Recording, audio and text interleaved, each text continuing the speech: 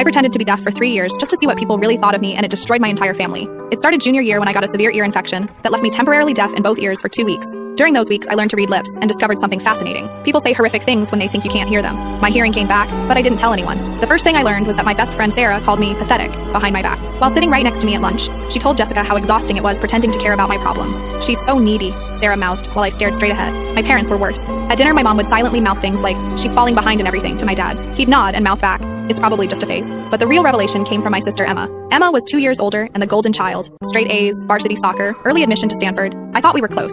I was wrong. One night, Emma brought her boyfriend over to study. I was in the living room, supposedly doing homework. They sat at the kitchen table where I could see them perfectly. "Is she always this pathetic?" her boyfriend asked, gesturing toward me. Emma laughed. "Pretty much. My parents baby her because she's the disappointment. They've basically given up on her being successful like me. Doesn't that bother you?" "Are you kidding? It makes my life easier. They expect nothing from her, everything from me." I kept my face neutral, but inside I was planning my revenge. For 3 years, I documented everything. My parents had a betting pool with relatives about whether I'd graduate high school. My guidance counselor told colleagues I was a lost cause.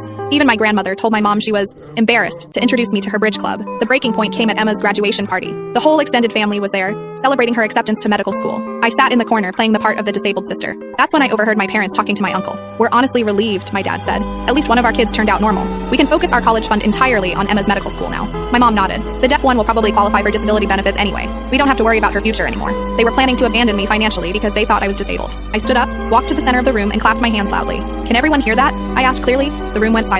Emma's face went white. "Because I can hear everything," I continued. "Every cruel word, every whispered insult, every plan you've made behind my back for 3 years." My mother's mouth fell open. "What do you mean?" "I mean I've been able to hear perfectly since junior year. I just wanted to see what kind of people my family really were when they thought I couldn't hear them." I pulled out my phone and played a recording. My parents discussing how much money they'd save by not sending the defective one to college. Emma started crying. "We didn't mean—" "Yes, you did." I cut her off. I turned to my parents. "You raised me for 18 years, then wrote me off the moment you thought I had a disability." I picked up my graduation gift, a cheap bracelet they'd clearly grabbed last minute, and handed it back to my mom. "Keep this. You'll need to save money now that you only have one daughter." I walked out and never went back. 5 years later, I'm finishing my master's degree in psychology. Emma dropped out of medical school after 2 years. Turns out she couldn't handle pressure without her parents doing everything for her. They've tried reaching out, claiming they misunderstood what I heard, but I have 3 years of recordings that say otherwise. Sometimes people ask if I regret the deception. The answer is simple. I regret that it was necessary, but I learned the most valuable lesson of my life. When people show you who they really are, believe them, even when they think you can't hear them.